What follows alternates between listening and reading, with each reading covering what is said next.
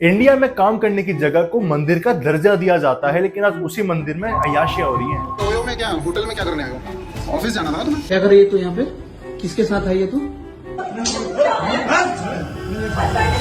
आज इंडिया में हर छोटी से बड़ी कंपनीज के बड़े बड़े ऑफिसेज बन गए हैं। अनलिमिटेड लीव्स हैं, फ्री फूड और स्नैक्स हैं। एचआर रंगोली बना रही होती है, बीन बैग्स पड़े होते हैं, फुल चिल माहौल है जहाँ कंपनी के सीनियर्स भी इंटर्न्स के साथ फ्राइडे नाइट पे पार्टी कर रहे होते हैं। लेकिन ये सारी रोजी लाइफ सिर्फ उनके सोशल मीडिया पर दिखती है।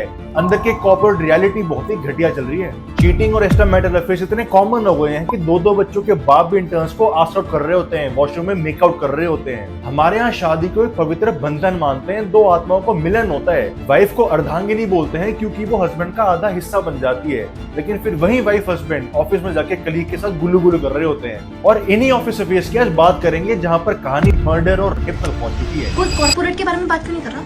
कॉर्पोरेट में इतने ज्यादा अफेयर चल रहे हैं भाई, और वो भी एक्स्ट्रा मैरिटल अफेयर। ग्लिडन एक एक्स्ट्रा मैरिटल डेटिंग ऐप है जिसके सर्वे में आगे आया कि कॉर्पोरेट में काम करते हैं 4 में से 1 इंडियन ने अपने पार्टनर पर चीट किया है। ये नंबर दिल्ली में भरकर 32% हो जाता है और मुंबई कोलकाता में 35%। एक इंजीनियर ने 2018 में ग्वालियर में शादी की और फिर बीवी को ग्वालियर में छोड़ के गुड़गांव काम के लिए शिफ्ट हो गया।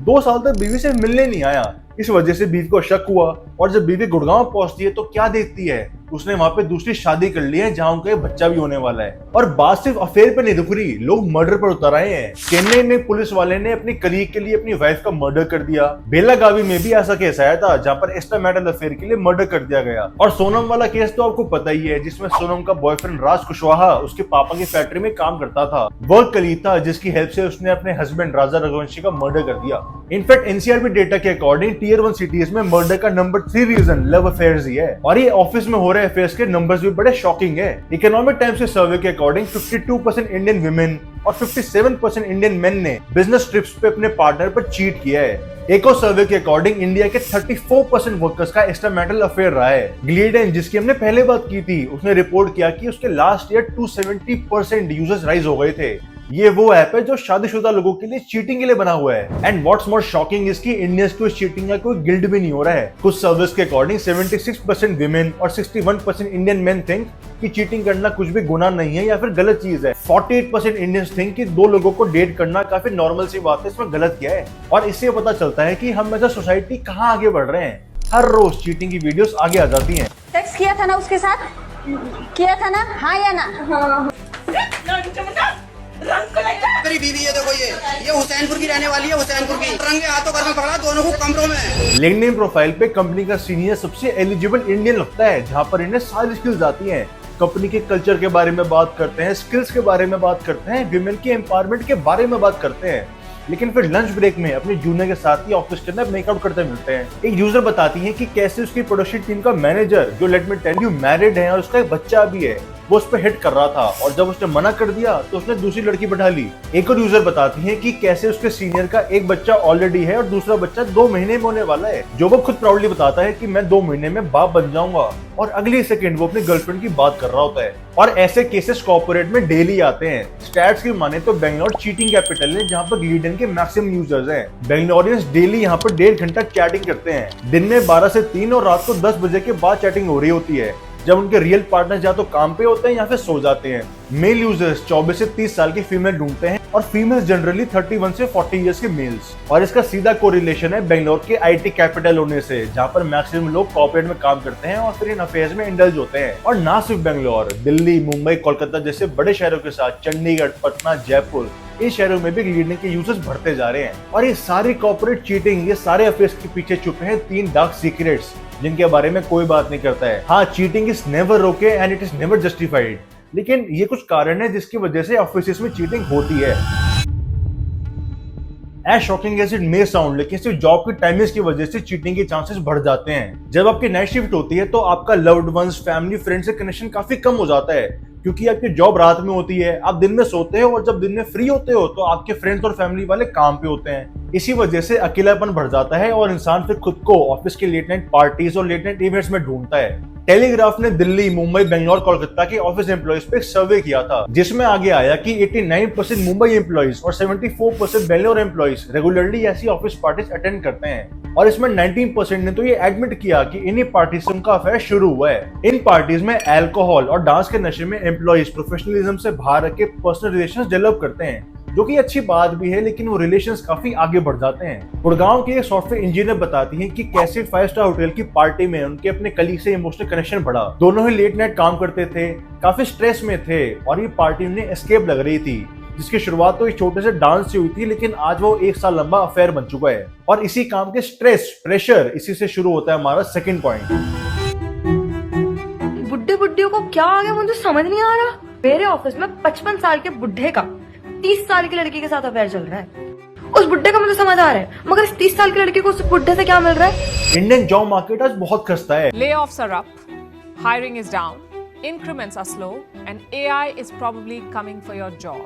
47% एम्प्लॉइज अपनी सैलरी से खुश नहीं है, अपने एजुकेशन लोन रिपे नहीं कर पा रहे हैं, 12-12 घंटे जॉब करते हैं, बॉस की चापलूसी करते हैं। The ILO says about 65% of the youth in India are jobless. 65%. एक पैर पे लैपटॉप रख के गाड़ी ड्राइव करते हैं, जहाँ एक हाथ स्टीयरिंग पे होता है, दूसरे से पीपीटी बन रही होती है। 70 आवर 80 आवर वर्क वीक की इस इंडियन लाइफ में इंडियन सक्सेस को जल्दी पाने के लिए फिर अफेयर करते हैं। मेट्रो सिटीज में सिनोवेट के एक सर्वे के अकॉर्डिंग 55% वर्क प्लेस अफेयर्स में बॉसेस की इन्वॉल्वमेंट थी, जिसमें 44% लोग बोलते हैं कि अफेयर करना आगे बढ़ने का सबसे फास्ट तरीका है। और इवन 30% लोग तो ये एडमिट कर लेते हैं कि इन अफेयर्स की वजह से उन्हें ज्यादा प्रमोशन और रेजेस मिली हैं। हमने अभी पहले बात की थी कि कैसे यूजर ने मैरिड मैनेजर को मना कर दिया था और फिर उसने दूसरी लड़की से अफेयर कर लिया था। इंटरेस्टिंगली वो लड़की ऑफिस में इसलिए फेमस है कि वो प्रमोशन के लिए कुछ भी कर सकती है।